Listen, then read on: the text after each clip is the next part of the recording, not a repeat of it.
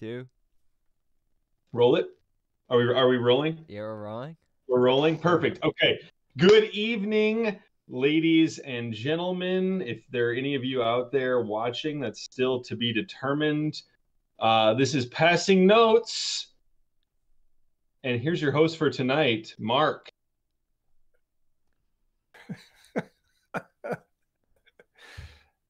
Yes, good evening all, or Perfect. whatever part of the day it might happen to be as you're listening to this. And yes, welcome to Passing Notes, where we share music across generations. My name is Mark, your host this week, and father to our partners, our panelists, our Co-hosts. well, there's a lot of things I could call them, but primarily sons, Bart and Jack. Yo.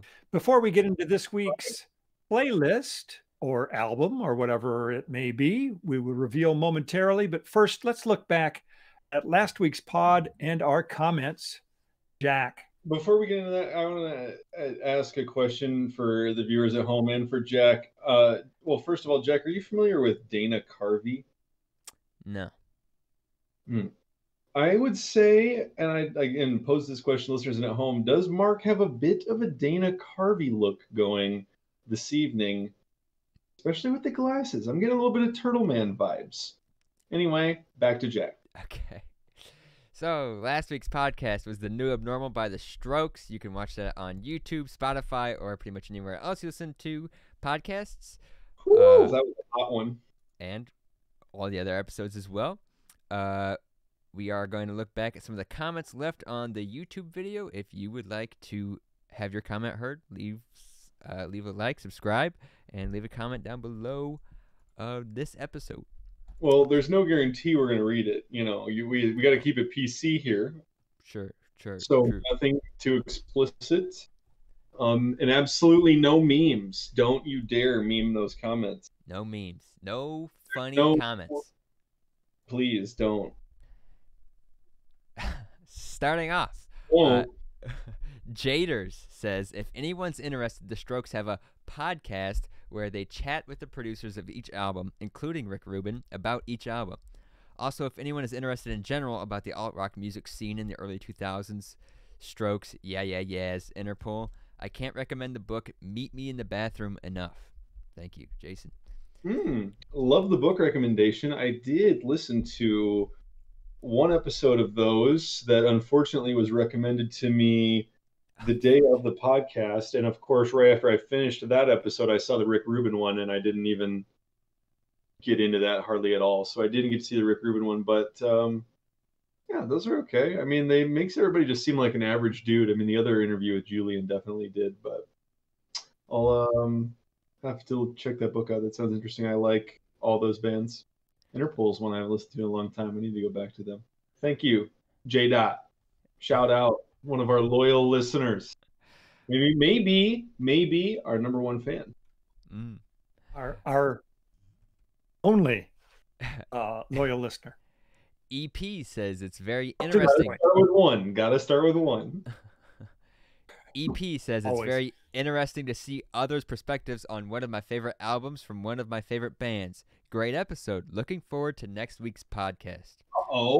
Also, to comment on the Angles recording crisis, while there was a lot of rift between the band at the time, Angles and Come Down Machine are the most collaborative albums from the Strokes. In the earlier albums, Julian had a lot of control over most aspects of each song, and now there's a lot more collaboration between the guys on the aforementioned albums, and especially this one. Does he mean collaboration within the band or collaboration outside the band or both? Probably both, I think. Interesting. I got through Angles once, but then I was listening to this all week, so I haven't gone back on those, but I still really want to because they do definitely sound very different. I think that was referencing to my comment about how there was that rift between the band where Julian was recording his vocals away from the band playing, and there was a big fight about that. Well, he talks about that in the interviews and podcasts too, and he's like, he really doesn't mention exactly what's going on, but he's like, yeah, man, I think he might have been drinking a lot during that time. He's like, I don't even I don't even know what was going on then. Like, I try not to remember.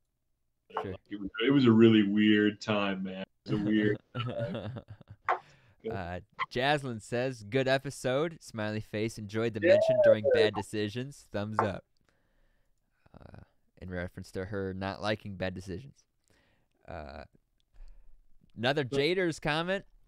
Okay, Jack, this is nothing like the last AM album. That AM album is basically elevator music. Fight me. I love it. I have fought you many a times, Jaders. I'm not going to do it here on the podcast, even though I did it last week. Who wins that? It's a stalemate. EP Your, responds. Is your arch nemesis? About that one specific album, yes. EP response to that says, gonna have to agree with Jason here. While I agree that bands should definitely change their sound and test new avenues, I don't think this album relates to Tranquility Base Hotel and Casino at all. EP, I didn't say that they were necessarily correlated. I just kind of wanted to start a fight with Jason for fun. This man's getting rolled. And then dragged. That's what I wanted to say. Dragged. Yeah. And then one more comment from Jaslyn Luckman. I'll design merch. Thank you. We appreciate it. Well, what do you mind? I'm not going to say yes before I know what. Are you going to design logos? Are you what do you have in mind as the merch? Is it just going to be clothing? I mean, it's a staple. It's probably a must-have, but it's also, that's overdone. That's what everybody does. Basic, one could say. Coffee mugs. That's probably. Let's get something outside the box. I don't want Livestrong bracelets. An Apple Podcast passing note. Right? Yeah. So come at us with some ideas, some drafts, and discs. I got those going on. Let me call Discraft tomorrow. We'll get back to you about that. Anyways, that's all the comments we had on last week's episode. Again, if you would like to have your comment read, leave something down in the comment section on YouTube, and we'll read it if it's appropriate. And yeah, now on to this week's podcast.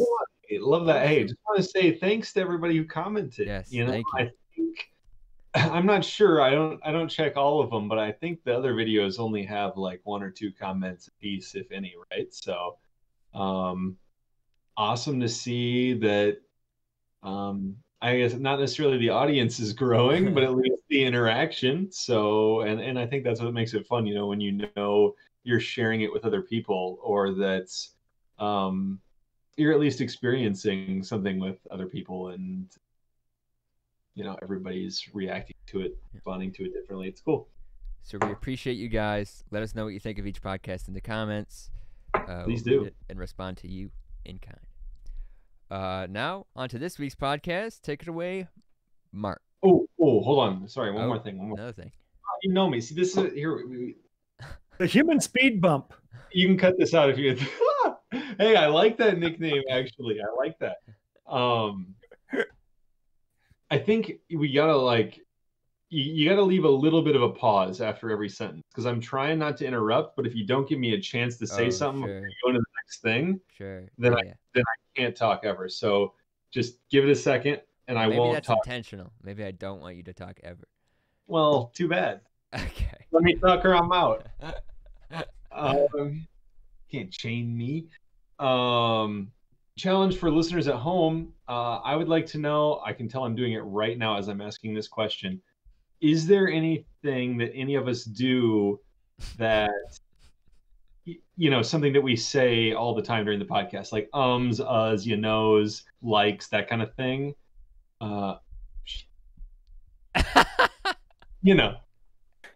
Let us know. I'd love to hear that, especially because I don't listen to the episodes. I just read the comments. So, because I hate the sound of my own voice, as I think most people do. So. Thanks. Dad? There we go. 3, 2, 1. Oh, he's all right. I'm just going to see if anybody else was going to jump in there. Yeah. Well, our regular listeners know that most often we review an album. Occasionally we've had a playlist of a single artist's music, and we have dabbled a time, maybe two, of various artists. This week is a playlist of various artists with less focus on what is in the music and more of what the music may have done. We're going to look back at the year 1955. Probably, I think pretty much known as the start of rock and roll. So what was music like before early rock and roll? Was Casey along? Still on the radio? Casey Kasem, yeah, he predated 1955, pretty sure. I figured he. I mean, I was half kidding. Still playing those reruns. No, I don't think so. Oh, okay. Anyway, as a rock podcast, I feel like we need to start at the beginning. I think it was maybe, Maya Angelou that said something like, you can't know where you're going until you know where you've been. So we must look at the past and where rock and roll started to know how we got to where we are now. Now, to put us in the mood, I want to mention a few things to take you back to 1955. In that year, minimum wage was raised to $1 an hour. Yes, closing your eyes and imagining this may help. Or you may fall asleep and miss the rest of the pod. I would say the latter might be more likely. There's no way I'm falling asleep imagining making $1 an hour. Okay, I think. $1 an hour. Interstate Commerce Commission orders an end to segregation on all interstate trains and buses. Eisenhower was president, and a gallon of gas in 1955 was 23 cents. So with that in mind, let's kind of jump into our first track, which was the #1 song in 1955. So these first three tracks were alongside these new songs that were jumping in and taking over the radio. Cherry Pink and Apple Blossom White, #1 song, 1955. And I would just start by saying, if this is the music coming out of the radio, in my opinion, this is a pretty low bar. I mean, no offense, but it's kind of big band nightclub music, and that's the best they could offer. I mean, I get it. I can picture having surf and turf, a candlelight at a nightclub, maybe enjoying a cocktail while the band plays this song.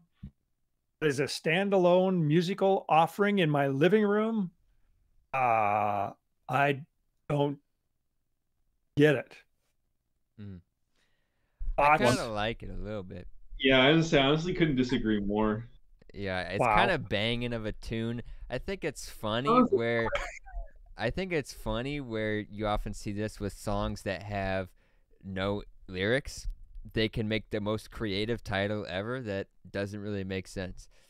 Why this song would invoke me to think of two very specific colors? It wouldn't. So why it's named that really long title? Couldn't tell you. I could. Oh, okay. Go ahead. Easily. What kind of music would you say it is? Like, it takes me down south, maybe a little bit. Down south, like Texas or like South America? I'd say on the border, maybe, of that. I'd say South America. Yeah, sure. And what do you associate with South America? Maybe some salsa dancing, maybe siestas. I don't know. Like, I imagine kind of a party, and I imagine warm weather. And what are the senoritas going to be wearing at a party in warm weather? Probably some colorful dresses. And I think, and in that kind of day, Cherry Pink and Apple Blossom White might be all over the place. And the clothes and the decorations, and I think the colors can go with the mood in this one. Wow. I mean, think that's highly presumptuous of you. No, that's just what I feel, man. Okay. But seriously, I was shocked when this was the first track on this. I was expecting, well, I don't know what I was expecting, but it wasn't this. Because first of all, was the one you picked for this remastered or something? Like, this recording sounds really good, especially compared to some of the other tracks on this playlist. I don't know.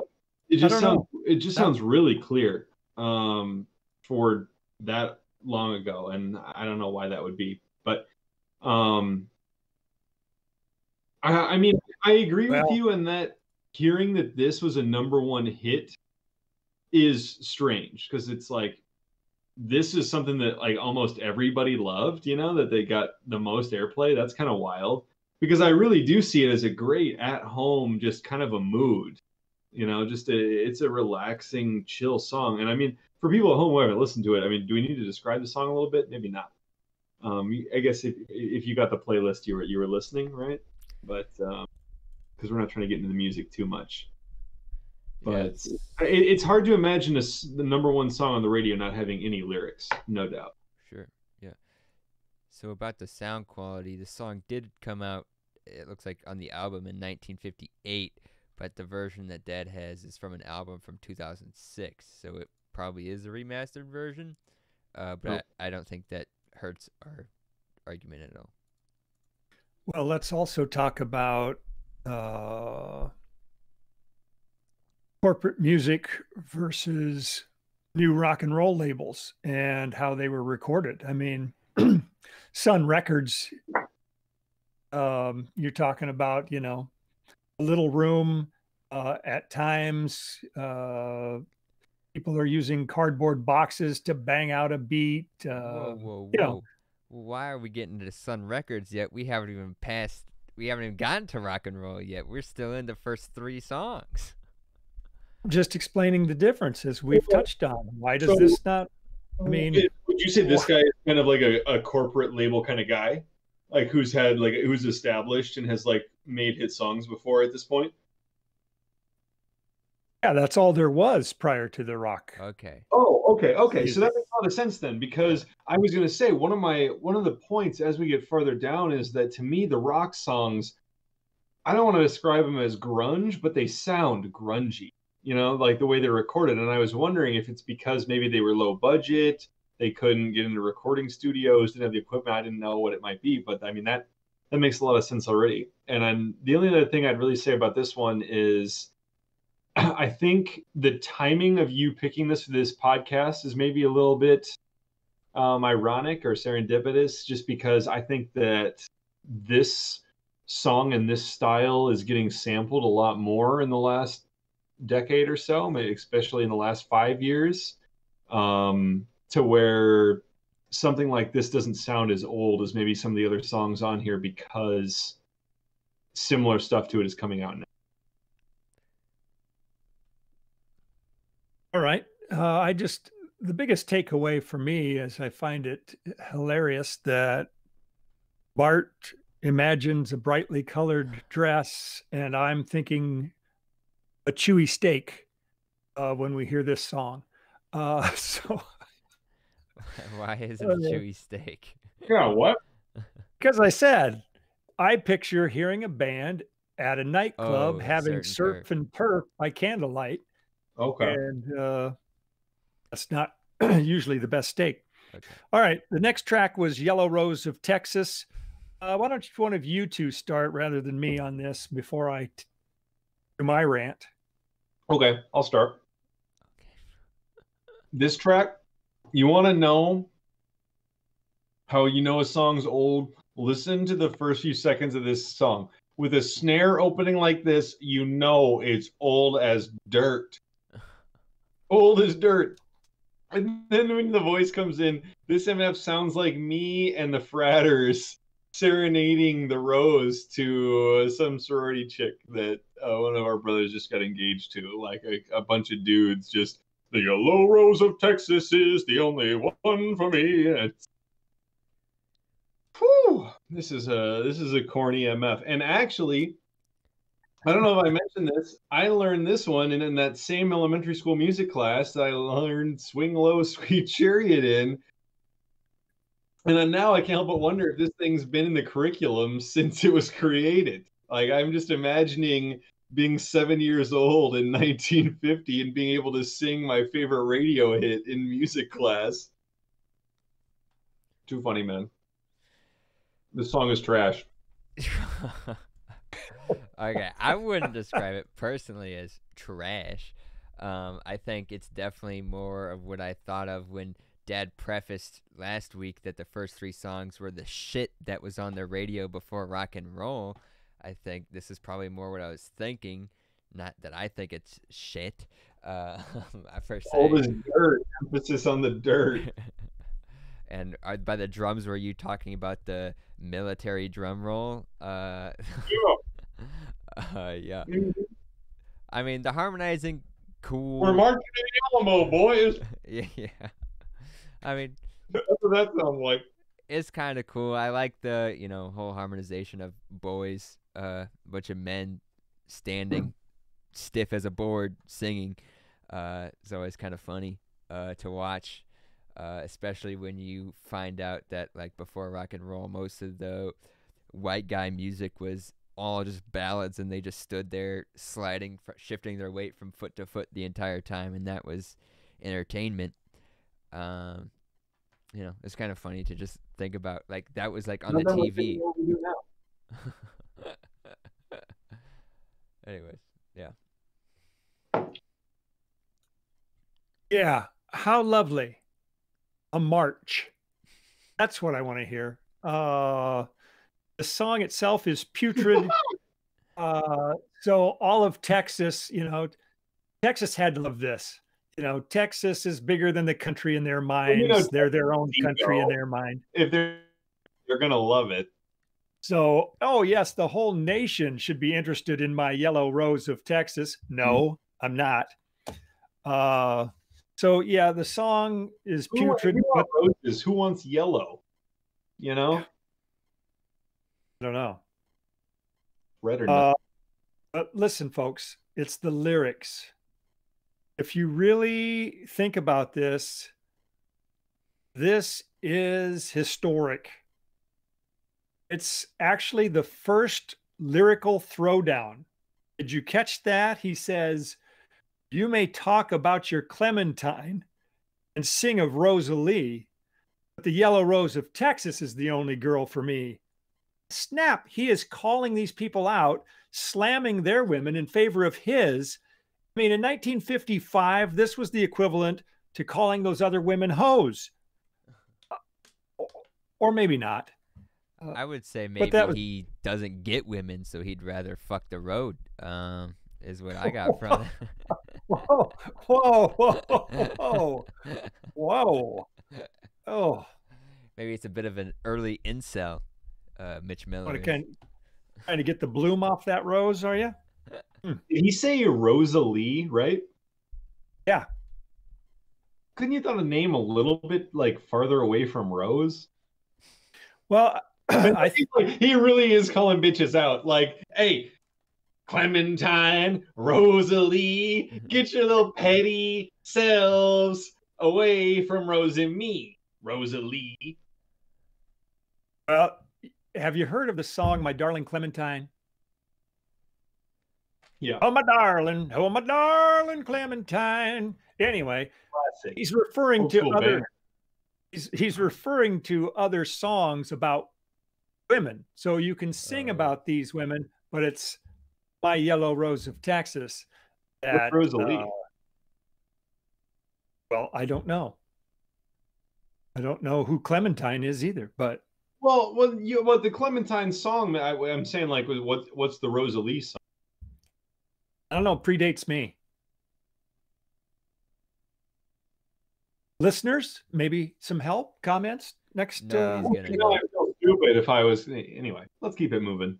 Yeah. You got to take this one? 16 Ton. Now, this is an interesting song. I'm not saying it's dog poop, and yet you did. Kind of depressing. Well, I'm wondering why a San Fermin song's on the playlist. No, you're completely wrong. It's not San Furman. It's a it's a Roger Miller song, if anything. Okay. How dare you say it's anything other than a Roger Miller song? That's why I was surprised when this one came up and Dad had prefaced it as like the first 3 songs are shit, because it's the same type of sound. It's like exactly Roger Miller. That's a song Roger Miller would write. Roger. There's absolutely no humor in this song whatsoever. It sounds exactly like him, except for maybe not as funny. There's no of the signature whistling either. It's not a Roger. Okay. It's not a Roger. It's not a golden hit. Yeah, you're right. I'm completely wrong. It doesn't sound like Roger Miller at all. I'm sure if Kale was here, he wouldn't agree with me in the slightest. Listeners, remember what this guy said about the Arctic Monkeys albums. And let's hear it in the comments. It's definitely more of a San Furman sound. No. Well, the point I'd like to make about this as an important segue between this music and what we're about to listen to is, what is the subject matter? Work. It's certainly not optimistic. It's not danceable. I mean, we're working and we're working till we're old, and we're not going to have any money because we're in big debt. Getting the low notes is a game that's kind of fun. Other than that, with this song, it's kind of a serious downer otherwise. Load 16 times. What do you get? Another kick in the ass. On this one real quick. Let me spit some knowledge on this real quick. Bring it. So first of all, we're not even going to talk about our man Tennessee. With a strong name like that, you got to have a strong bass voice if you're going to be Tennessee. He's first of all, you want to talk about old school like diss tracks. Do you see this man's fire references? He makes the crowd go wild with the St. Peter reference. They don't write them like that anymore. St. Peter? Like St. Peter? Sorry, St. Pete. I cannot make it St. Pete. I don't even know what St. Peter's the saint of, but I respect that. Smoky club atmosphere in this song, sweet. And come on, this is a working man's anthem. Blue collar boys stand up, and 55, everybody was a blue collar dude working on assembly lines, probably like drinking asbestos for lunch. Like these MFs were wild in 1955, and I guarantee they loved this song. It doesn't mean it was fun. I bet everybody loved this, and this was the closest they could get to cutting loose. This was like, to me, this was like their respectful, well, we're kind of upset and we want to complain, but we're not ready to rebel like rock and roll yet.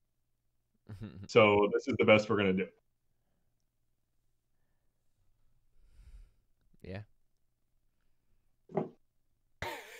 It's like like a Disney movie scene, right? Like everyone's working, they're hammering railroad spikes in it, and they're singing, and it's how they make their day fun.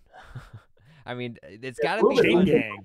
It's you might say it's certainly not fun, but I think it probably was fun if you get the entire workforce singing 16 tons. I mean, that's got to be comical. Easily. Imagine Railroad Bros. They loved this one. Huh. It's the coal miners that really dug it, since they get a shout out throughout the song. Now that one struck with me, mailman grinding it out. Love this track. Yeah, don't call it a grinder though. Don't get it twisted. Yeah, no. Coal miners and mailmen, pretty much the same thing. Yeah, minus the canaries. Well, now let's imagine a new sound coming through the speakers of your 1955 hi-fi system. And here it comes. Is that in stereo yet? Mono. Good question. That's mono all the way. Right, I think it is. 1, 2, 3 o'clock, 4 o'clock rock. I was ready to keep going. Oh, there it is. Here it comes. The wave. Night turning into day. This is an epiphany. It's not just a new sound. It's mind-blowingly new. It's more than a revolution. It's a revelation. Wow. I mean, these other songs, granted, even Yellow Rose of Texas, the big pile of steaming dog poo that it is, could get your toe tapping. Yeah. I'll admit that. What? You rock around the clock, your whole body has to move. It doesn't have a choice. Well, here, let me back you up on that. Because here's something. I mean, like, back you up is in a good way. I'm not. Yeah, okay. Okay. Great. Originally, Either way. Rock Around the Clock was actually a B-side to, what do you call those? A vinyl that just has one song on either side? Is that still a vinyl? I don't know. A single? A record? Yeah, acetate. Yeah, acetate. That's what it was. And so it was a B-side until a guy who was making a movie called, I think, Blackboard Jungle. I think it was was looking for a song because it was about rebellious teenagers in kind of like a ghetto school and how they weren't with it, and it was just kind of painting the picture of American young juvenile gangster kind of people in school. He's like, we need a song that, because cinema, like, there's a rise of TVs, so no one would, like, the adults weren't going to the cinema because TV sales were booming, but the kids had cars and money, and they didn't want to be in the house, so they were going to the cinema. So who are they targeting? Kids, or teenagers. So that's where this movie stems from, and he needed a song to attract them, and they didn't like what their parents were listening to. They didn't like the Yellow Rose of Texas. They didn't like Cherry Pink and Apple Blossom White. They wanted something new. And so, the director of this film goes to visit somebody's house who's listening closer, and a 9-year-old plays that acetate for him, and the kid doesn't like the A side, so he flips it to the B side and plays it to that. And then when he goes and watches the movie the day before his 10th birthday, this is all factual, by the way, he hears this song, opening credits, this song comes up, and it was a major hit with everybody. Kids, the teenagers who were watching, jumped out of their seats. They were dancing. They were dancing in the theater before the movie had even started. When this thing, high definition speakers in the cinema, boom. They hadn't heard anything like this before. And it's mono, so it all sounds like it's coming from the same place and isn't any different. All the instruments are the same. It's crazy sound. They were all dancing. This was the beginning of the rock and roll revolution for the teenagers. And that sounds like a banging cinema to be in. Like, before the movie starts, everyone's just dancing, having a good time. I want to be there. I want to see what that's like. Sounds awesome. That sums it up pretty well, Jack, for a guy who was maybe saying, did the music have much to do with what was going on at that time? I mean, no, you were saying, spelled it out quite clearly. You were saying that the music caused people to act a different way. I'm saying that the way people were acting stemmed the music to change. But it can actually also go hand in hand. There could be some back and forth, give and take as well. I don't think it's just one or the other. Let's call in the professor. Here I am. I want to say cool story, bro, but you need to bring some more energy because we're rocking around the clock for the first time ever when 14-year-olds are rocking for the first time. 1, 2, 3 o'clock, 4 o'clock, rock 4, 5, whatever the lyrics are. All around the clock. All around it. Bring the energy. This is the first. How are people dancing to Yellow Rose of Texas? Somebody stand up and show me right now if you think you know how people are dancing to that song. How does anybody dance to that song? Can't do it. No. Not unless it's really awkward looking. 16 tons. How you dancing to that song? How you dancing to 16 tons? Like this. You're crying to that song. There's no dancing with 16 tons. I don't think Only crying. they had done this. They had invented the sledgehammer move yet, Jack. Oh, right. This is the first song I can actually see people dancing to. Might be the first song people ever really learned to dance to, white people at least, maybe, to dance to. You can just tell this song has totally different energy than the previous songs. It's Frankly, if I may interject briefly, I'm not sure if men had erections prior to this. Not that they spoke of publicly. No. They kept that at home. I mean, I can say a lot about this one. First of all, why does this seem like a Christmas song to me? Is it because of rocking around the Christmas tree, or like what? Yeah. Is that why? Gotta be. Yeah. Yeah. It sounds exactly like another. It sounds like Jingle Bell Rock. That's why it reminds you of that, because it sounds almost identical to Jingle Bell Rock. Okay. I'm like, this is not a Christmas song. Why does it sound so Christmassy? But that makes sense. You know, and as far as like musically for the time period, you're hearing this for the first time. Well, I guess wait, no, a little. My bad. Huh? Not Jingle Bell Rock, Rocking Around the Christmas Tree. Yeah, you were right. You know, I think this really was something totally new and shocking, and something that people were having a visceral reaction to. But it's still kind of interesting because, you know, they kind of have some things going on musically that you don't get a lot of anymore. You know, like they have a pretty diverse group, right? They have, like, I think that's a standing bass that somebody's slapping, almost for sure, the way that thing sounds. I think they have both a trumpet and a saxophone. And then the drums, which are hilarious because the drums in most of these songs, it's like nobody's learned how to play drums yet. It's all like really quiet. It's like the drums are much more of an instrument used to keep the tempo more than to contribute to the song. But the guitar in this one is like shredding compared to anything previous.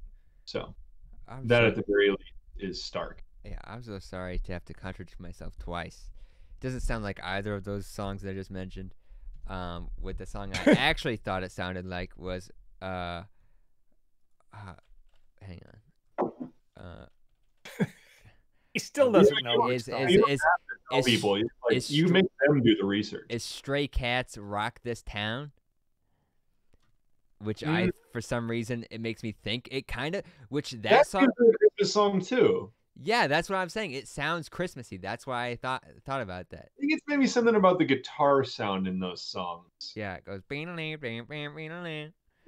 and it sounds kind of Christmassy. Yeah, I think it's all due to Rock Around the Christmas Tree. I think you've got that right, which, you know, took elements from these other songs, made it a Christmas song. But I like where we're going with this, because let's think, what if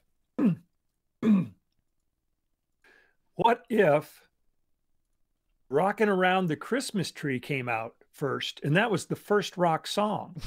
How would life be different if, instead of these kids being blasted and forced to rock entirely around the clock, 24/7, right from the get-go, if they were only encouraged to rock around the Christmas tree, you know, kind of dip your toe in? And would rock and roll only be Christmas songs? Would that be a genre of Christmas songs only? Satan's music would have been so much more manageable if it would have come out like that instead of the way it did, to ruin Christian boys and girls across the world. And it wouldn't even be that rockin'. I mean, if we think about how rockin' around the Christmas tree even goes, it's rockin' around the Christmas tree. Yeah, you're right. You got more sleigh bells than you do upright bass, probably. Yeah, it's not that rockin'. Not the same. Yeah, not the same. Now I think about it, that song doesn't even make sense. Why is it rock? There's nothing rock about that song. Yeah, well, that's what you call pandering, you know? Put the word rock in the song and you get a hit. There you go. Well, I think we've rocked around that clock. Let's move on to our second track, Heartbreak Hotel. Sure. Now I want to talk about Elvis before I'm not even gonna mention the song really at all. This isn't my favorite Elvis song at all by any means. Probably one of my least favorite. It's trash. Yeah, it's not good. Um, but I do want to talk about the coming of the King of Rock, right? I mean, he was big. I mean, he started off at Sun Records, as Dad had previously mentioned, and he was trying to sing like these Yellow Rose of Texas fools, man. The first 3 times he was in the studio, he was singing like them, and Sam's like, oh, there's something there, but I just don't know. And while Sam was driving around trying to sell these vinyls, Who's Sam? the guy who started Sun Records.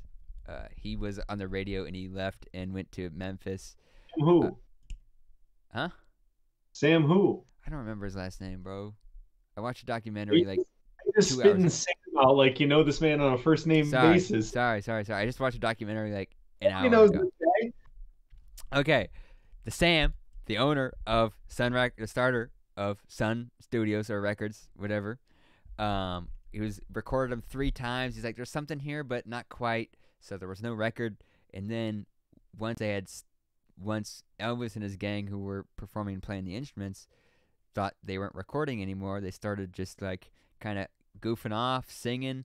There was a cover of a song, I don't remember what it was, and they were just like slamming on the big bass, just kind of slapping it, having fun with it. And he's like, whatever's happening, and then Sam goes in the studio, goes, whatever's happening, keep doing it, we're recording. So he adjusted some mics, and it's like, this is it.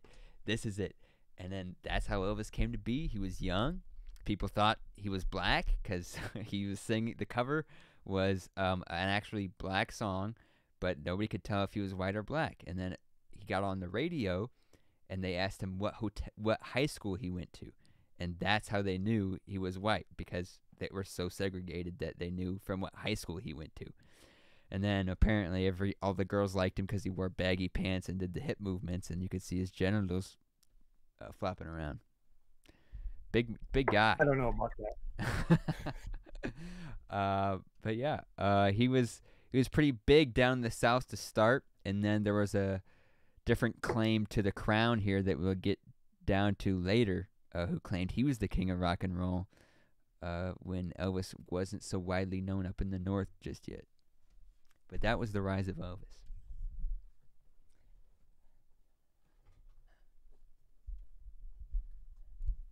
Sam Phillips is your man. Sun Records. Okay, there you go.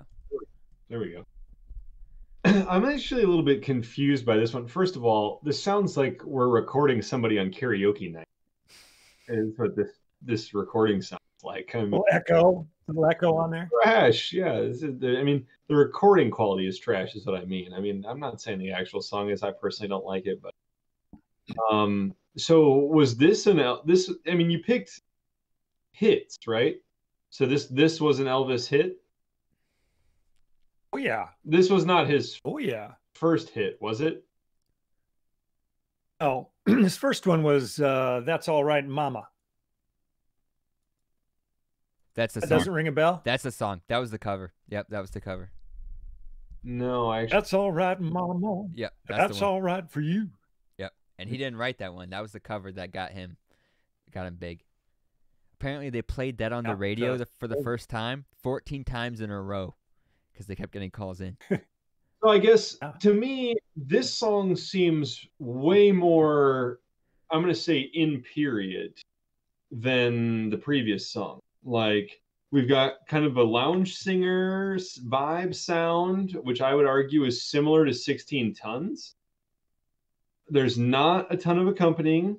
Also, very similar. There's like a super quiet piano, the same kind of metronome drums, what sounds like a super quiet upright bass, and then a guitar that shows its head for like 30 seconds at one point.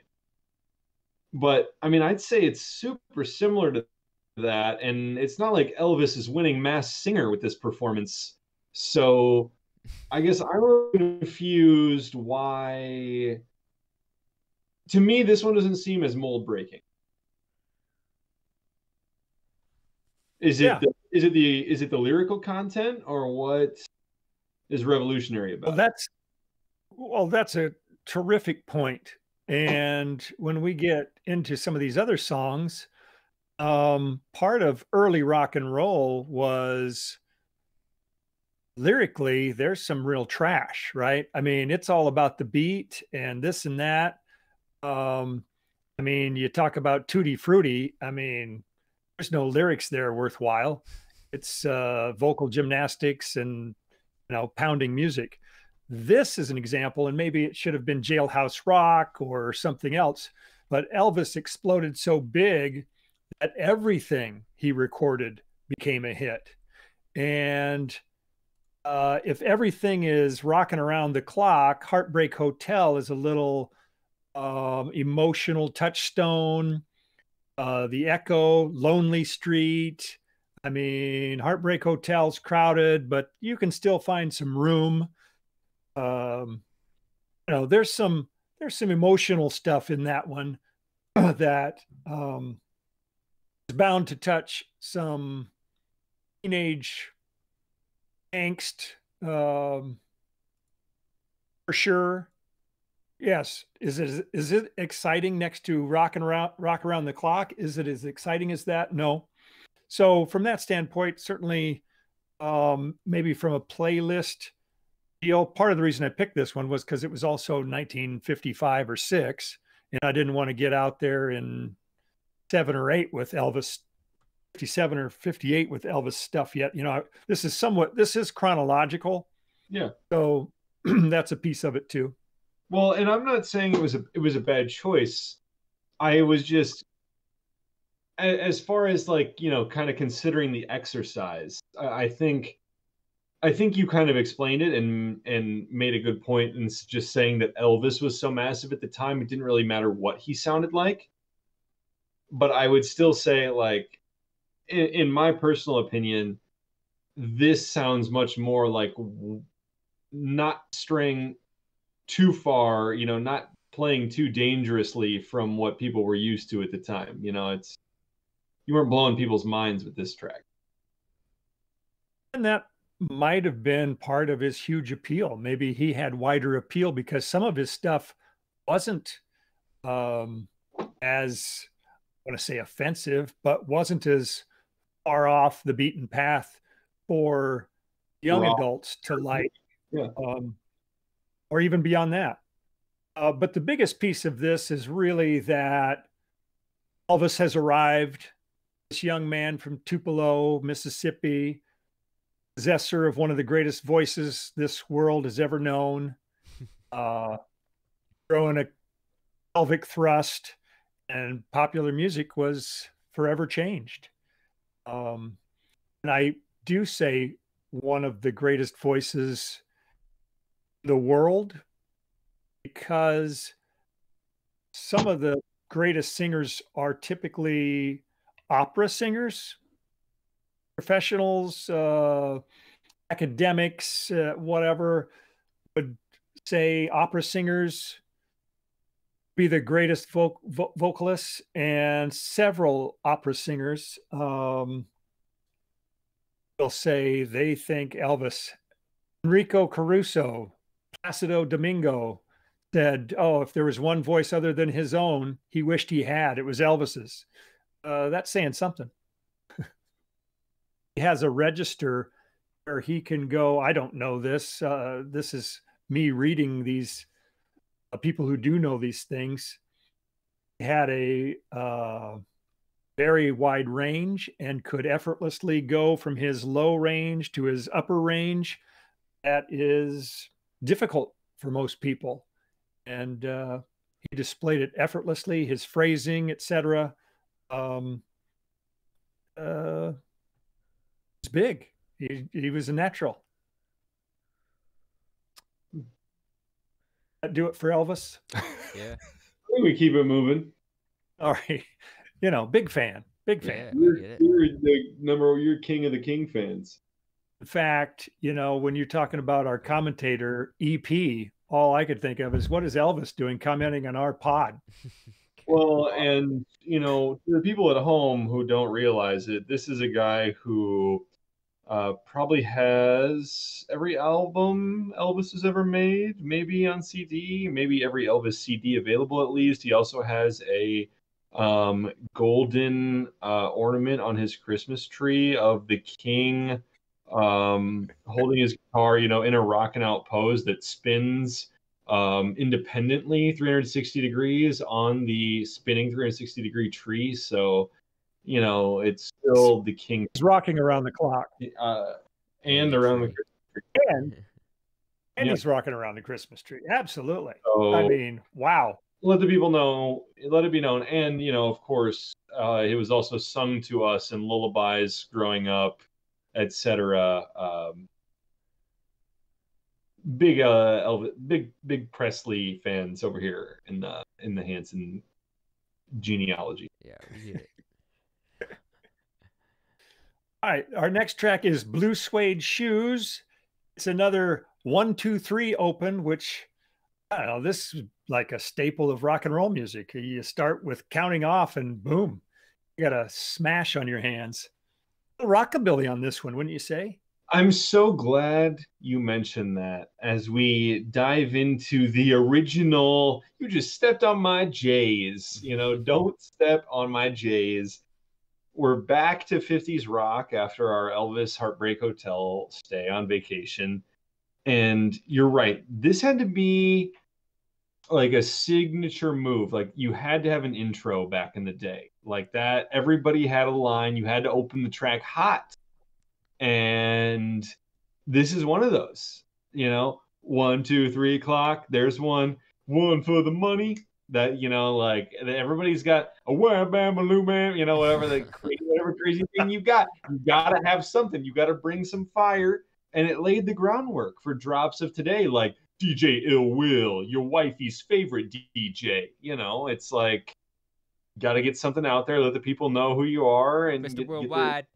Start it off hot, exactly. Dale. And then after you hit that intro, you got to go right into it. You got the people's attention, then bang, hit them with the music. Let's see. Any other comments on that? Let me see what else I got on this one. Oh, here we go.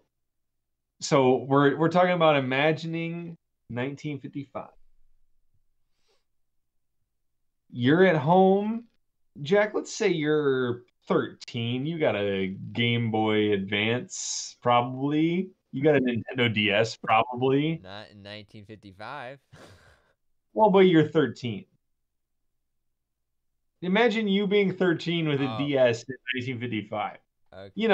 But like it's not a DS, it's like a stack of playing cards and you're playing solitaire with yourself. Something similar from the era. Okay. Maybe it's one of those like boxes with plastic pieces that are like shapes cut out. You got to match the shapes with the hole. Okay, I'm not 4.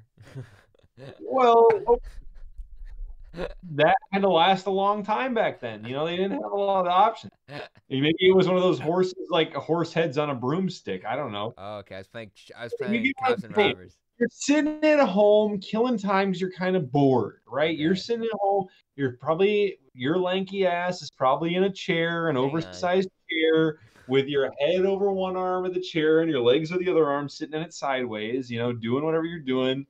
Mom is maybe vacuuming in the other room. Probably not, though, because you got to be able to hear this. She's actually in the kitchen, say, and Dad is, having a pipe, reading the paper, and you got your radio programs on, because that's what you do in 1955. You don't have TV yet, so you got to put on your programs. And they say Casey Kasem comes on. He's like, our new hit, Blue Suede Shoes from. And I imagine, the house is totally calm. And then the song starts. He's like, what's this? Is this the one for the money one? Which one is this? Yeah. This one. Yeah. One for the money. And then everybody's eyes kind of bulge out a little bit. They're like, oh, like what's about to happen. And then boom, the song starts. Everybody starts dancing, when they were before totally sedentary, not doing anything. That's what I imagine these kind of songs having the effect on people back in the day, where they would literally like pop up like cartoons or like TV characters once the music comes on and just like uncontrollably start dancing. Also, didn't Elvis do this track as well? Yeah, that's the only version I remember. So is his version different? I mean, aside from the fact he's singing it. No, he sings it very much just like Carl Perkins does. So, and I'm like, how soon did he do this song after this guy? Very same year. Like, did Elvis just jack this track? Isn't this dude like? Wasn't this dude pissed? I think that was happening a lot back then. Yeah, there was a lot of that. Let's say Carl had to be. Then Elvis hops on the track and blows up. And then Pat Boone, the respectable adult singer, would take these songs and whiten them down and calm them down and do a PC type version of these songs for the older folks who just couldn't deal with the action. I had some tapioca pudding for the virgins, sure. Yeah, love that. Sure. You know, and finally, this guy was wearing blue suede shoes, and I still can't decide if that's awesome or awful as far as fashion choices go. Well, but I'll tell you, I have to see the shoes, and maybe the whole fit. I'll tell you what it is. It's problematic.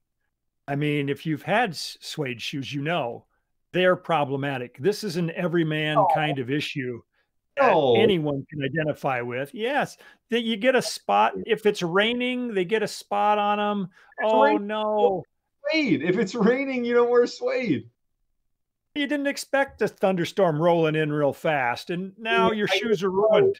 Sorry you didn't have Doppler in 1955, but this is not a modern issue. So this guy never caught out in a rainstorm with his blue suede shoes, but you stepped on him. Just same thing. You've wrecked my blue suede shoes. You've tarnished them. Now there's a dark spot on my my light blue suede shoes, by the way, which they should have added because you know they were light blue.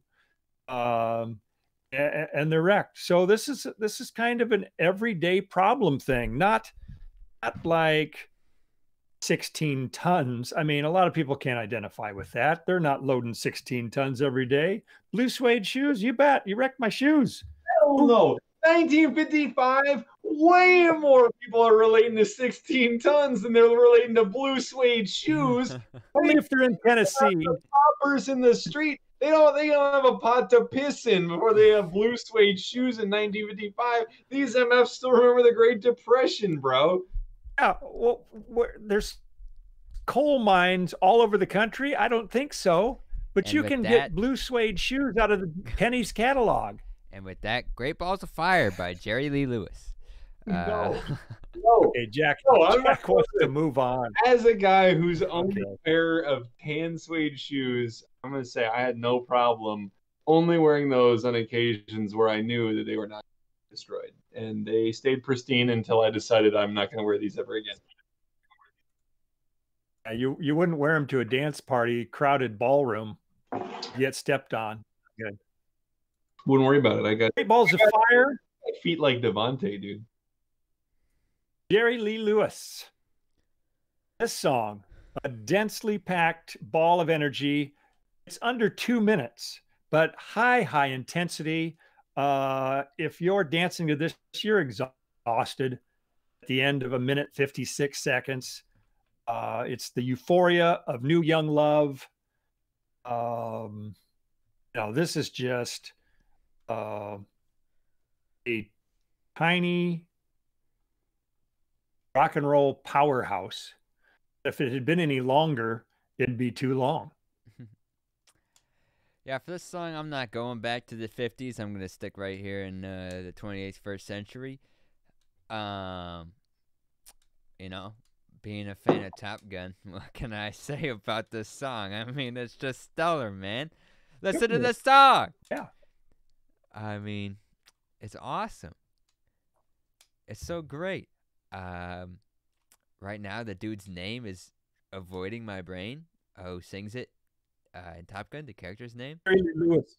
Nope, the character's Oh. name. It's Goose. Goose is singing it to his wife. Maverick and Goose. Maverick and Goose. Yeah, I mean, this is such a banging tune. I'm singing it every time. I got this on my playlist. This is a banging tune. It holds up. It holds up. Yeah, it does. I mean, this song is a joke, right? Oh no. Like, this song is it. This is like one of the original memes. No. This song is like the 1955's version of the first meme ever, because you didn't have a way to spread like visual information like you do now. So you had to go audio. You had to go over the airwaves. And this is a meme. People went nuts. I bet people went nuts, pun intended, for Great Balls of Fire back then. They thought that MF was hilarious. Saying Great Balls of Fire. I mean, that's the joke, right? You're screaming Great Balls of Fire. It's like the 1955's version of Shooting Stars by the Bag Raiders. You know what I'm talking about? Like you just throw it in the back of any meme video back then. I'm not gonna lie, this one kind of rocks though. So I bet it was a banger at parties back in the day. It does hold up. It's like, I'm pretty sure the message is, you see a hot... It's like 1955 Weird Al. No, this song is great. Weird Al's not great. This is awesome. It's an awesome tune. I'm pretty sure, I think it has to do, I just coming up with this now, like his significant other or whatever girl he's singing to is so good looking. He's got blue balls just looking at her. He's got great balls of fire. They're in pain. He's got blue balls. I mean, that's great. She's got to be hot. I want to see her.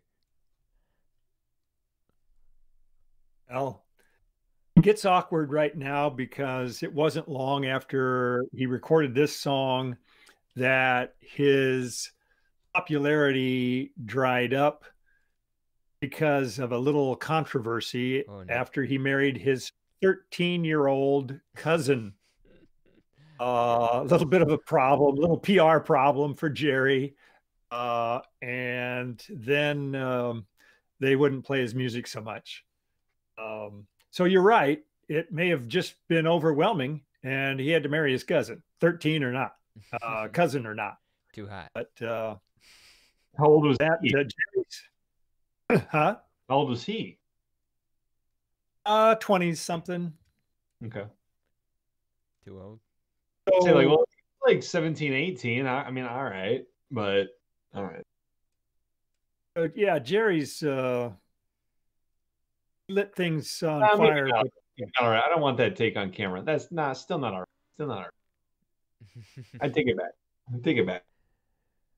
All right. 13. No. 13. No. Okay. No.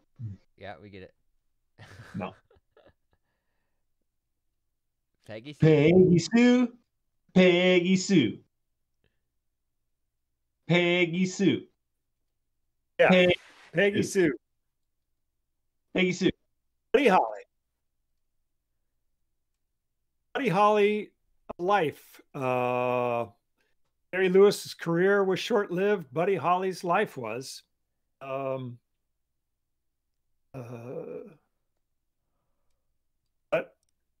made a big impact. Peggy Sue, simple, plaintive, honest vocal. There's a little guitar break in there for some rock and roll cred. Ode to a Girl, staple for music all time. But he died in a plane crash in Iowa, outside of Clear Lake after a show at the Surf Ballroom. It also took the Big Bopper and Richie Valens, a couple other young early rock and roll stars. He was like the first singer-songwriter of the rock and roll era. He was the first to use strings, first to have a lead guitar, rhythm guitar, bass, and drum band lineup, which became, you know, how everybody did it. He was also the first to double track. So Buddy was kind of innovative. I don't know who I'd relate him to today, but who's innovative today? I don't know. What Beck. Do you happen to know what year he died off the top?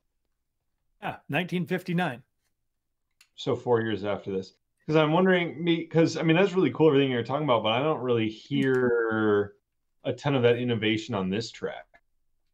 Great. Yeah. No, this is his first, and then some other tracks are definitely better examples as he grows very quickly as an artist. This sounds like some one of my drunk fratters might whip up on an acoustic guitar after a few hot toddies, like on Casual Friday when we have a couple girls over, like Peggy Sue. Yeah, like come on. It's like it's literally one chord almost and just some distant drums in the background. I'm wondering, like, was this an OG hipster track, like for music minimalists, or I don't know, who's this appealing to? Or is it appealing because it has forwardness about like women and emotions? Or I don't know why this one would be on the radio to me. I don't get this one in the 55. I just don't like this song. I get this as more of a Yellow Rose. It's got that cute little vocal thing he does, that little lilting, that thing he throws in there a couple of times. Not good. He was in a learned gawky kind of way. He was like with his glasses and his and a goofy hair. He's the nerd rocker. Nerds are identifying with Buddy, and the girls who aren't the most popular, it's like, oh, here we go. Here's someone, that we can dig. It's the chicks who liked Ringo and the Beatles. So I think the hipster tag fits a little bit. I would say, yeah. Okay. Cool. Okay. In that case, I get it. Cool. It's a little bit of an alternative for your non-mainstreamers. Sure. Next up is Tutti Frutti. I mean, the opening line is actually the best lyric in the song. It's really the only lyric worth talking about. Wop, bop, a loo bop, blop, bom, bom. And the way he sings that, it just as well be, like you mentioned, just as well be 1 o'clock, 2 o'clock, 3 o'clock rock, or a 1 for the money, 2 for the show. It is kind of a countdown to Here Comes Blast Off, I think. Yeah, you must be referring to the original lyrics. Because I don't know if actually not the original lyrics, the revised lyrics, because this song was originally about gay sex. The original lines were not necessarily gay, just anal. Okay, sure, anal sex. What the, bro? But also, Little Richard was gay, so. All right. So the original lyrics. I don't know, Dad. Do you know the original lyrics? Yeah. Do I want to know the original lyrics? Good booty. No, I. Yeah, it says good booty. You like that it was booty? Tutti Frutti, Rudy is the revised, and then the original one was Tutti Frutti, good booty. Tutti Frutti, good booty. If it don't fit, don't force it. You can grease it, make it easy. Who says this? He does. Who's claiming these are the original lyrics? Little Richard does. Little Richard says that? It's established, yeah. It's a thing. Little Richard said that in the 70s, I think. Get attention. He did. So you might be right. He was also the man who claimed he was the king of rock and roll. Yeah. Whatever the lyrics are. I mean, first of all, the anal thing, good booty, whatever. That's interesting. To me, the more interesting thing is I always thought he was saying, "Oh, Rudy," like a guy's name named Rudy, Rudy, not "Oh, Rudy" as in like a twangy slang for alrighty. Which is what I found it was supposed to be, like a way to say alrighty, but Rudy. which is gross, by the way. Terrible. 1955's up your slang game, dude. But I mean, this is we're talking about fire intros. This one's coming for people's necks with the wah bop doo bop bop. This is going Steven Seagal with this opening bop bop bop bop bop. You know, so that's great. This one made me think. So many of these songs barely pass 2 minutes. And I'm trying to imagine music listening scenarios of the period, right? So you've got live music, and then you've got do records exist at this time? Like, is that the recording medium, or can you only see people live at this point? No, you can. There's jukeboxes. All right. It's records. Yeah. We got records and we got live. And I'm thinking, okay, we got 2-minute songs. And I know records at this point can hold that many songs on them. So I'm wondering, like, how do live shows go? Do they blow through a whole album, like their whole set in like 30 minutes? Are they playing, like, are they just going hard on a track for 2 minutes, taking 10 minutes off, hitting another track? You know, how's that kind of going? Or like, maybe we don't have a live band. We got records going. Do you just have a ton of records you got to keep flipping in and out? You just listen to the same one like 15 times a night? I can't listen to this 15 times during a rager. I'd lose my mind. Yeah, can you give me a little insight? That's a part I have a little bit of a hard time imagining. Back in the day, the demand was so great. You know, I mean, Top 40 will play the top 10 every 3 hours. Back then, I'm guessing it being so new, they probably played the top songs every hour, you know? In a live situation, I'm guessing a whole lot of covers, just popular songs, anything that that will please the crowd. And depending on the crowd, it may all have to be rock and roll, but other people's rock and roll songs. And a lot of that went on, like we said, and a lot of it was recorded by other artists. And sometimes the cover became more popular than the original, just like it does today, only it was happening in mere months instead of years. Like today, a cover comes out years later and can eclipse the original. And it was happening in mere months. But I would say almost likely does now, just because of the sheer availability, you know, like of so many people being able to stream it in whatever way they want. Mm-hmm. Mm-hmm. But, and the big thing with this, it kind of, again, illustrates the main purpose of the music was to make you move, and making sense would come later. That was more for the 60s. Johnny Be Good is our next track. It's Chuck Berry. I am going to go off a little on Chuck. Chuck Berry, when you listen to this song, it's hard driving guitar for 1955. This is like the Metallica of the age. This was the heavy stuff. Chuck was the hard rock of the 50s. He's Malcolm Young, the AC/DC unmistakable guitar licks that left their mark like a thumbprint.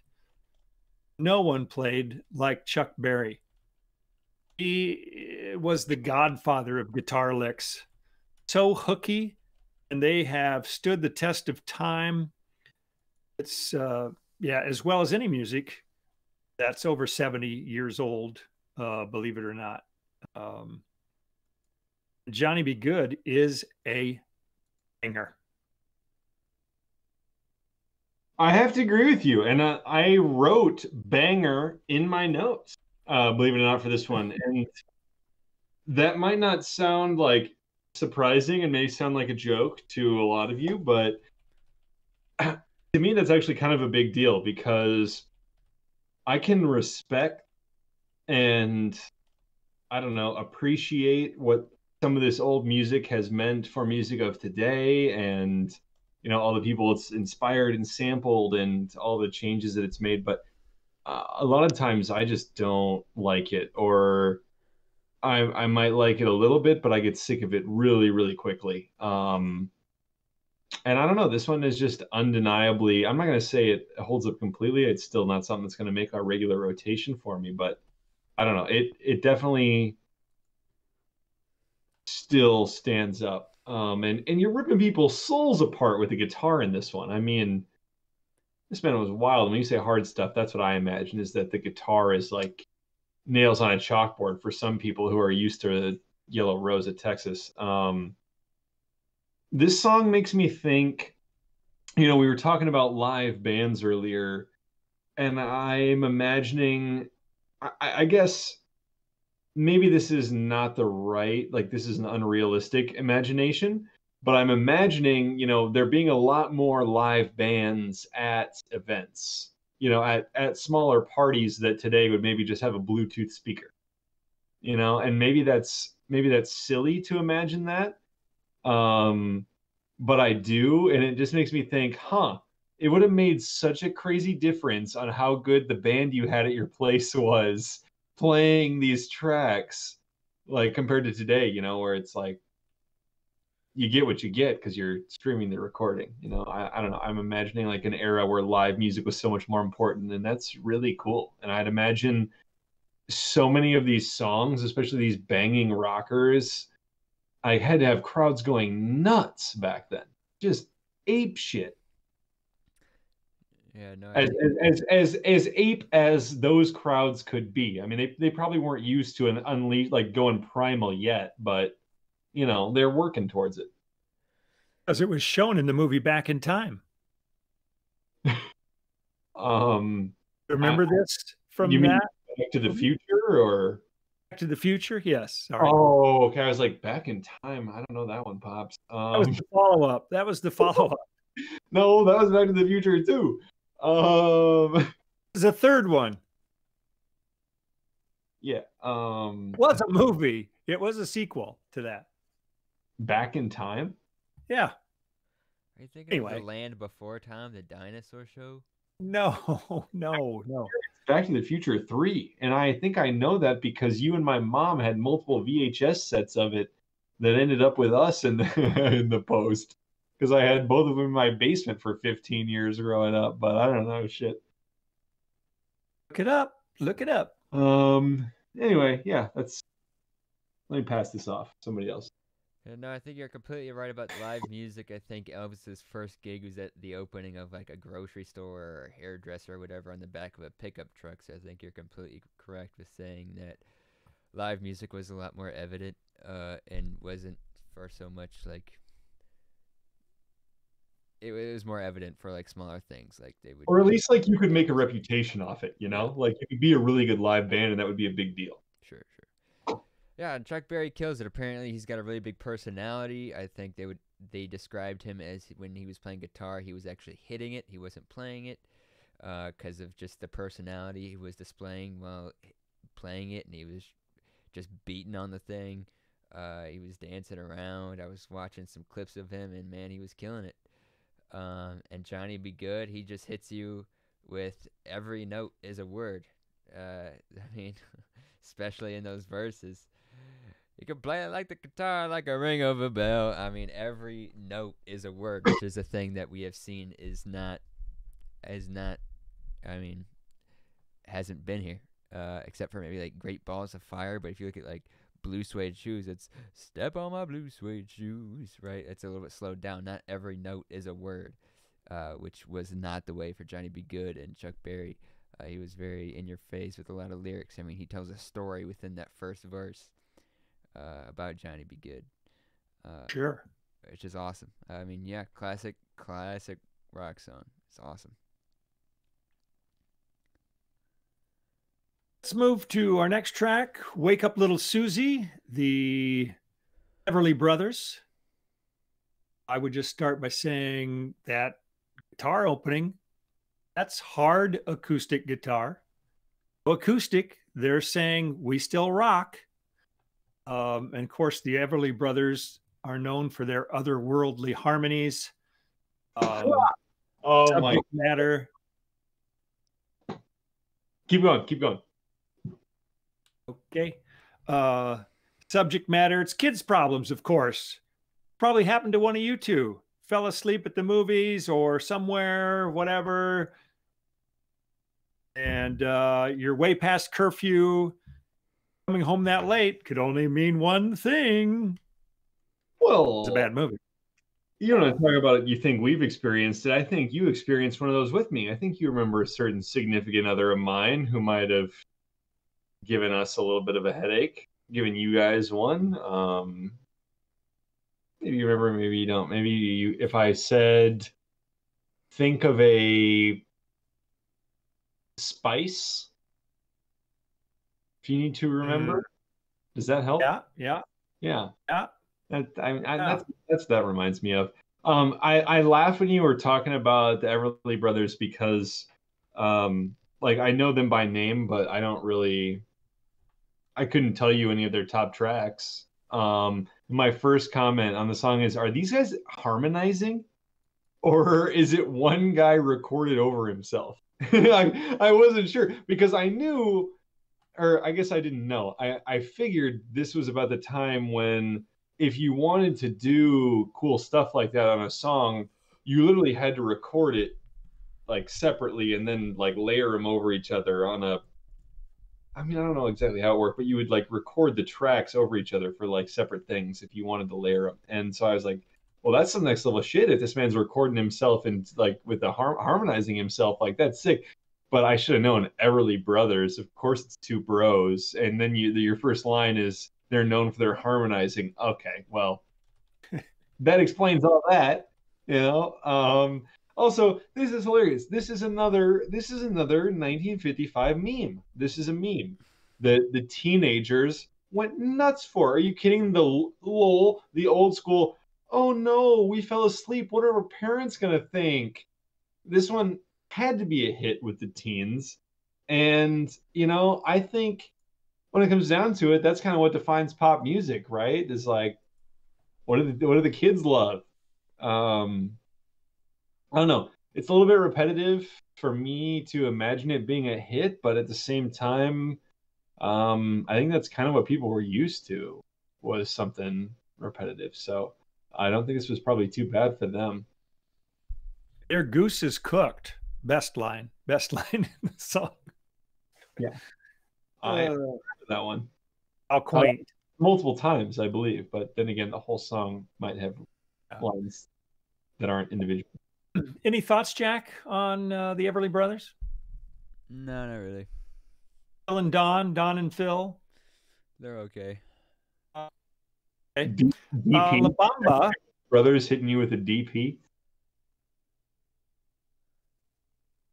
La Bamba, Richie Valens. Hey. It's inclusive, man. Lyrics in Spanish.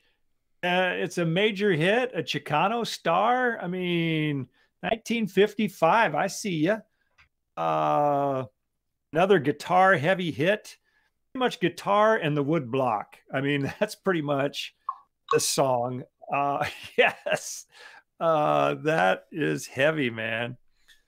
And this has got a bit of sadness too. This is like it. This is all Richie had. He was 17 years old. He has this huge hit song and he's touring with Buddy Holly. He's at the top of the rock and roll game. And at the end of a snowy runway, he dies in the plane with Buddy and others in Clear Lake, Iowa. Bummer. Morbid alert. Also, banger alert. Glad you saved the banger alert for last. Guess what we got on this one? An intro. And guess what? It's fire. Ba-la-la-la-la-bamba. Come on, dude. Are you serious with that? Are you serious? You had to have it.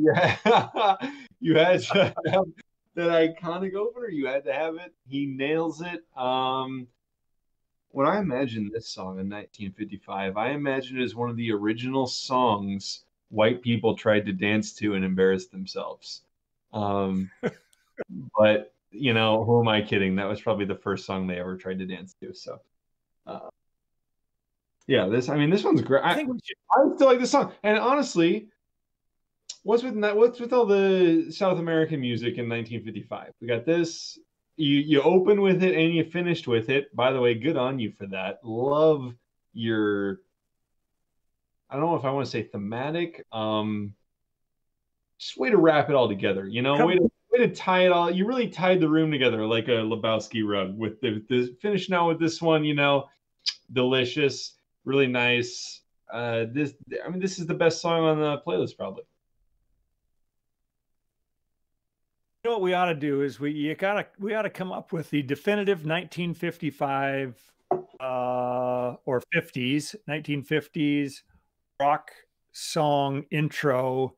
Would go something like 1 o'clock, 2 o'clock, a wop bop, a loo bop, a la bamba. I mean, surely we can. No. There's got to be a way to meld all of those into one opening. For the money, it would be epic. A two for wubba la bamba. Well, I will say I chose La Bamba last. There we go. I combined. I chose it last because it's 1959. It's the end of the 50s. The death of these young artists marked the end of rock and roll's innocence. While the 60s saw rock grow up and grow serious. And it also marks the beginning of what was to become an all too common theme in rock. The early deaths of some of its brightest stars. Here, right at the beginning of rock, that starts and continues to this day. I can't say I know whether it's better to burn out than fade away, but I know these songs and others hit America right between the ears and started something that has affected me greatly, and I think all of my sons greatly, and we'll always be grateful to have these early pioneers of rock and roll. And that is no doubt the end of we seal it. Final question for you. Why the title Volcanic Rock? Is it because it's symbolic to the earth opening up and spewing hot fire in the form of new rock and roll music? Yeah, a couple of things. One, volcanic to me sounds primitive, like long ago. Two, when a volcano explodes, it changes the world around it. And that's what this music did, I felt. And so, yeah, those are some of the reasons why I called it volcanic rock. I see. Mm-hmm, mm-hmm. Excellent. And if we could wake up Jack, we'll tell him all the places this podcast can be found. I already did that at the beginning, but as a reminder, okay. Sorry. Spotify, YouTube. Always plug. It's ABP. Always be plugging. We need to have one in the middle too. Okay. We're slipping. YouTube, Spotify, basically anywhere else you listen to podcasts, we are there. I would like to say audience engagement. We don't want them falling asleep at the end of the damn episode. This one has been killer. Let's finish it with a bang. Okay. So, I want to know, people at home, first of all, if you made it this far, what the? Did you just listen to us talk for almost 2 hours? Are you kidding me? Wow, I gotta give you props just for that, first of all.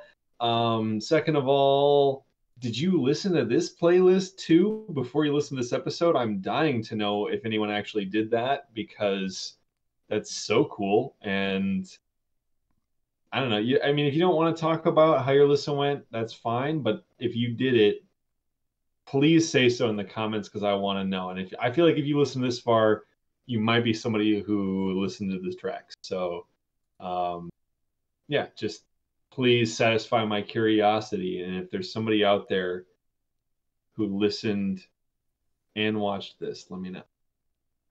A director of our merch, Jazz. I still think the What Would Mark Do bracelets, I think they'd be big. I think we should go ahead with that. Awesome. Are we ready to find? What would Pops do? I guess maybe not, because not everybody can call you Pops. Well, they could. It could be like a nickname. You're Pops. I'm the human speed bump, and Jack is. I want to like I want to call you like Doja Jack. Like Doja Cat, but like Dojack maybe, but that doesn't work either. I don't know. You're like a cat to me for some reason. You're always like a little bit grumpy and just kind of I don't know, like loungy and like I don't know, like you're paying attention but you're not. You might like snip at somebody a little bit if they mess with you, but you're kind of like you're not gonna go after somebody like a dog though. Are you ready to find out what next week's album is? Is it the Stray Cat? Are you doing one? Is it the Stray Cat? No. Stray Cat, I like it. Are you guys ready? I love that analogy though. Bring it, Catman. Okay, is my week, but I am passing it off to a guest who I am bringing in right now. What? Jaders, welcome to the podcast. What's up, everyone? How are we doing, guys? What was that? What was that image there? Was that? I thought that was Richie Valens, but no. That was Space Dandy. Oh yeah, that's what's that? Is that quite a while ago. Is that a cape you're wearing? No, it's a blanket. It's kind of cold here in the basement, Yeah. Well, a cape would have been more impressive, but I love the headband. Thank you. Great look. You playing dodgeball? Did you just come from playing dodgeball, or? No. Just long bangs. Just long bangs, really. Your accessory, Dad. Oh yeah, come on now.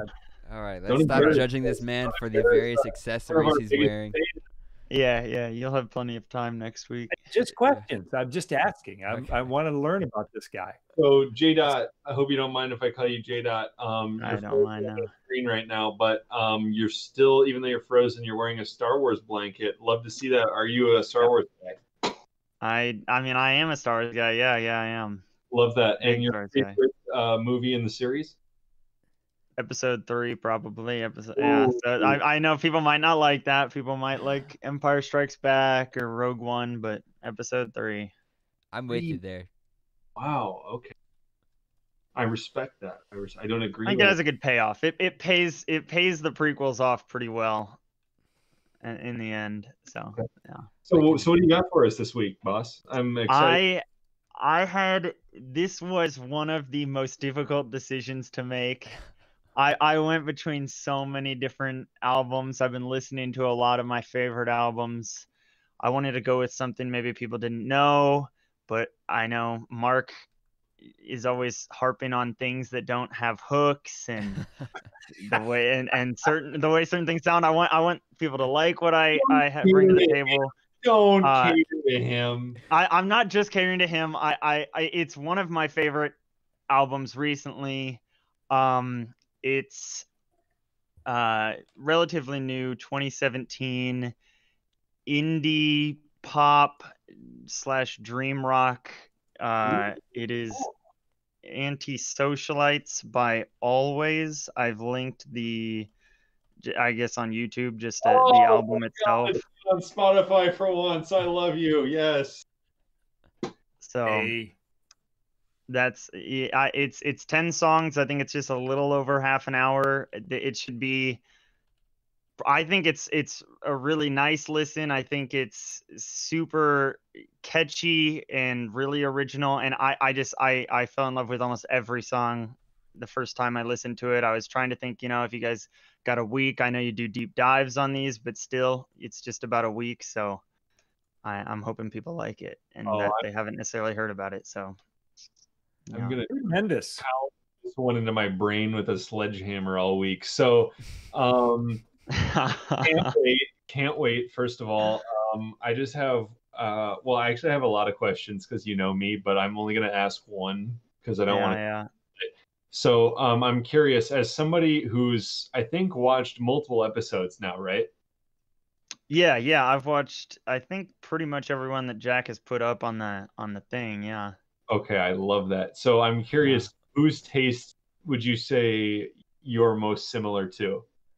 I guess it's kind of difficult to say based on just, I think, what is it, 4 albums or so. Yeah. Okay. And so I've only heard, everybody I think has given just about 1 album, and so I don't want to judge their entire tastes off of like 1 album Yeah, but because I'm asking you too. that's though. what I hope you guys don't do to me with this album is judge me off of this one album. But I think it sounded like I'm honestly most similar to you. Or I think I probably, from what you were saying about, recollecting, Strokes and Interpol and like, early 2000s rock sort of vibes and stuff. I don't know, I guess, what else you listen to beyond that stuff, but I felt like I usually was taking your side when you guys would talk about the albums. Jack usually does some really deep dive and like it almost always is talking positively about the song. He hardly ever harps on a song from what I can remember. Mark usually does not like it unless it's like Wow, you're lucky. Radio friendly. So It seems like you figured it out over one song apiece, I'd say. So you've done it. Yeah. Well, I mean, you said dream rock, so yeah, that's kind of the answer I was fishing for. Love that. Now I'm even more excited. I might listen to it before bed tonight. Yeah, it's a lot of it kind of blends together a little bit, I think, but it's something that I've really just the first time I heard it. I think this is their second album. They have one other album which I recommend, but it's mixed really well. It's like kind of an emerging sort of genre, I think, that's becoming pretty popular in like the rock scene and indie scene. So it's a bit contemporary, I think, which is what I wanted to bring to the table. So yeah. Hey, drag me there kicking and screaming. So I don't think you'll hate it. I think you'll like it. I hope you like it. So sorry, I guess I lied. I am going to ask a few more things. You said this one was 2017 that we're about to listen to, and this is their most recent. Yep. I don't know. They've been touring. They actually, right before COVID hit, I think that spring break, they had a tour lined up where they were opening for the Strokes, which would have been just one of the greatest shows ever, to bring it back to the New Abnormal week you guys did a little bit ago. And I think they've just been doing a lot of touring. There might be a new album coming out soon, but yeah, I think a 2014 release, a 2017 release. She's actually the daughter of a famous folk singer, I guess, some kind of Rankin family band. I can tell you guys more about that next week. But yeah. Okay. Well, I'm glad you didn't pick the last album that they did, because they have the song Archie Marry Me on, which I absolutely despise that song with a passion. So I'm glad it's not that album. I don't know how you hate that song. Well, goodbye, Dad. Rip. We'll talk about it. We'll have plenty of time to talk about it next week. Yeah, we'll have discussions next week. So that does it for this episode. Join us next week for did you say always? Always? Do you just say always? Always. We'll talk about it next week. Okay. Always Antisocialites. Again, check us out. Spotify, YouTube, Passing Notes Podcasts, anywhere you can listen to podcasts. It's been me, Jack Hansen, with your co-host, Bart Hansen, and Dad, who's no longer here, with our guest and first dedicated listener, Jaders. Goodbye, and thank you for listening.